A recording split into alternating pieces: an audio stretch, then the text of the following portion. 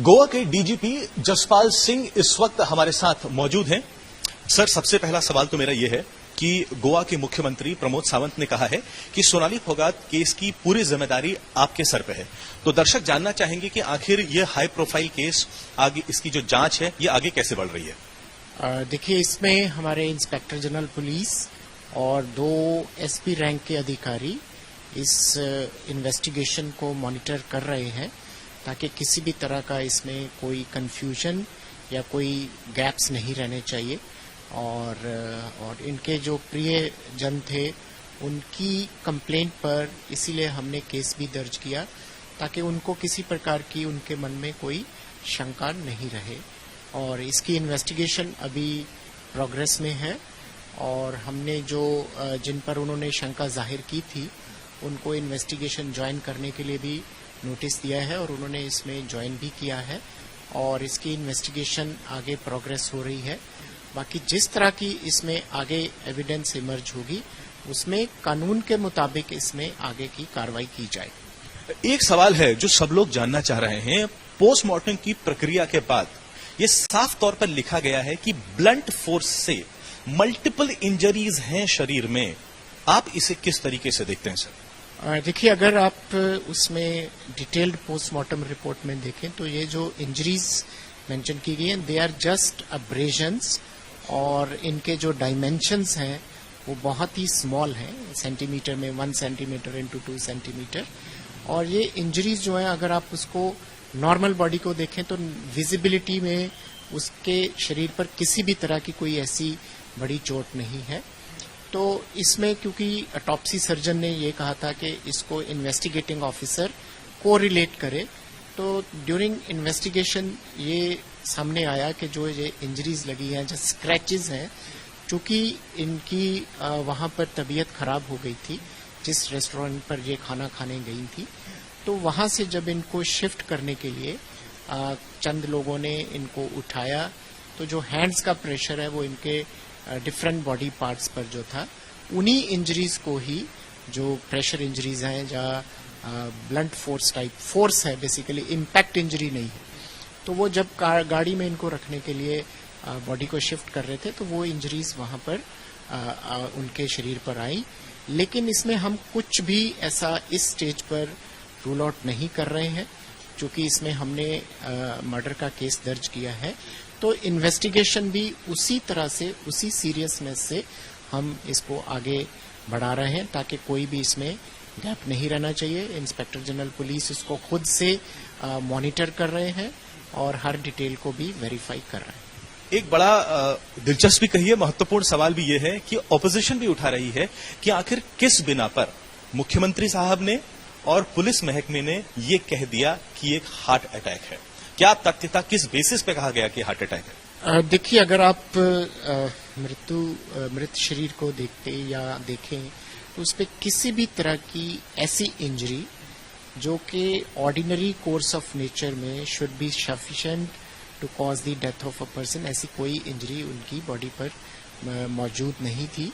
तो ये जो बात वहां पर आप कह रहे हैं कि हार्ट अटैक, जो नॉर्मल इन्फॉर्मेशन किसी प्राइवेट हॉस्पिटल से आती है, जो व्यक्ति वहां उसको लेके आता है, जो वहां पर वो बातचीत करता है कि हमें शंका है कि इनको या कोई हार्ट स्ट्रोक या किसी हार्ट अटैक हो गया है, क्योंकि ये जब खबर हमें मिलेगी उस वक्त हम इसके बारे में श्योर नहीं होते हैं कि ये डेथ किस तरह से हुई, क्योंकि किसी भी जाहिरा चोट का लिगेचर मार्क या किसी भी ऐसी इंजरी जो कि किसी भी पुलिस अधिकारी को ये इंडिकेट कर सके कि उसमें कोई मर्डर जैसा असॉल्ट हुआ है या अटैक हुआ है, इस वजह से जो वहां पर इनफॉर्मल टॉक हुई तो उस वक्त ये बात सामने आई कि हो सकता है कि इनकी हार्ट अटैक से, बट चूंकि सामने ज़ाहिर चोर नहीं था तो अल्टीमेटली हमने सब लोगों को या मीडिया को भी यही बोला कि सब्जेक्ट टू पोस्टमार्टम रिपोर्ट है कि एग्जैक्ट नेचर ऑफ डेथ और कॉज ऑफ डेथ और मैनर ऑफ डेथ जो है वो पोस्टमार्टम ही इसमें एस्टेब्लिश करेगा।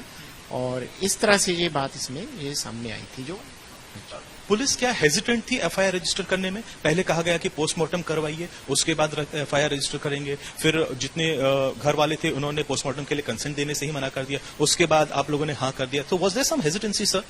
नहीं, इसमें कोई हमें हेजिटेशन नहीं थी, क्योंकि वो तो अगले दिन उन्होंने दोपहर के बाद जो है एफआईआर की जो इन्फॉर्मेशन जो थी हमें दी।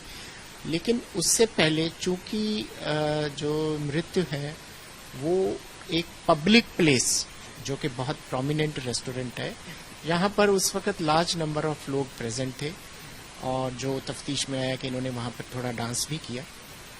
चूंकि वहां पर इनकी तबीयत खराब होती है, फिर ये एक जगह पर जाके कुछ समय बैठती हैं और पब्लिक प्लेस में जब वहां से वो निकलती हैं उसमें, और जब ये हॉस्पिटल इनको लेके जाया जाता है मात्र 1.5 घंटे का गैप रहा होगा। तो वो 1.5 घंटे में कोई ऐसी बात इनके साथ हो जाए, वो बात जो क्योंकि रैशनल या logic investigation point of view से नहीं लगती थी, इसलिए हमने यही कहा कि पहले इसमें कॉज ऑफ डेथ देख लेते हैं। और प्लस चूंकि जब ये प्राइवेट हॉस्पिटल गई तो वहां ये इस तरह की बात चली जो कि रिकॉर्ड पे नहीं है, बट इस तरह से लोग बोल रहे थे या जो इनके प्रियजन इनको वहां पर लेके आए कि इसमें हो सकता है हार्ट अटैक हुआ हो। तो वो फर्स्ट इन्फॉर्मेशन चूंकि ये प्रोमिनेंट थी तो तुरंत एकदम से बात फैली। तो पहला रीजन यही कि कोई भी इन्वेस्टिगेटिंग ऑफिसर तब तक इसको सर्टिफाई नहीं कर सकता है कि इस तरह से डेथ हुई है। तो जो आम वहां पर प्रचलित था वही बात आगे जो मतलब स्प्रेड हुई।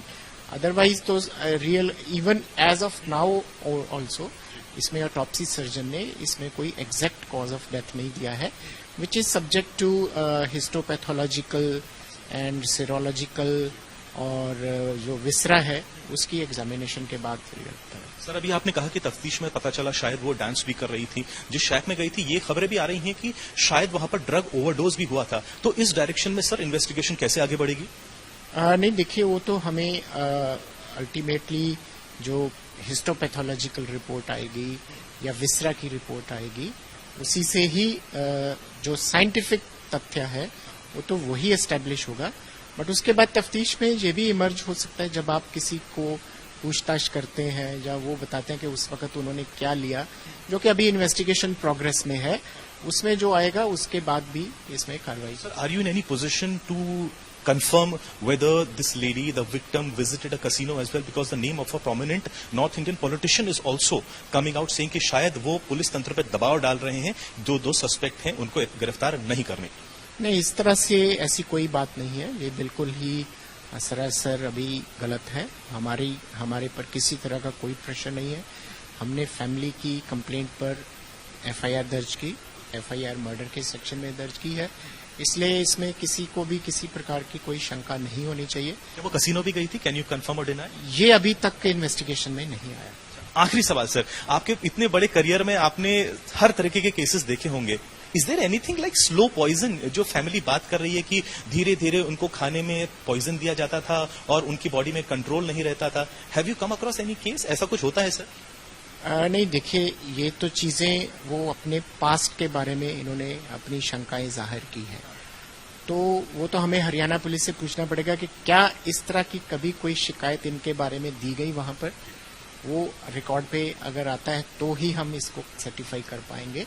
बट चूंकि वो यहाँ की बात नहीं है, वो हरियाणा की बात कर रहे हैं, तो इसके बारे में मैं आगे कुछ नहीं कहना चाहूंगा। यहाँ तक आपने कहा कि पॉइजनिंग, वो भी ऑटोप्सी सर्जन का और फोरेंसिक साइंस लेबोरेटरी का मामला है। अगर वो वहां पर कंफर्म करेंगे तो उसी तरह की उसमें कार्रवाई। आज तक से बात करने के लिए बहुत बहुत शुक्रिया sir. Camera person Raju Inamdar के साथ पंकज उपाध्याय, गोवा।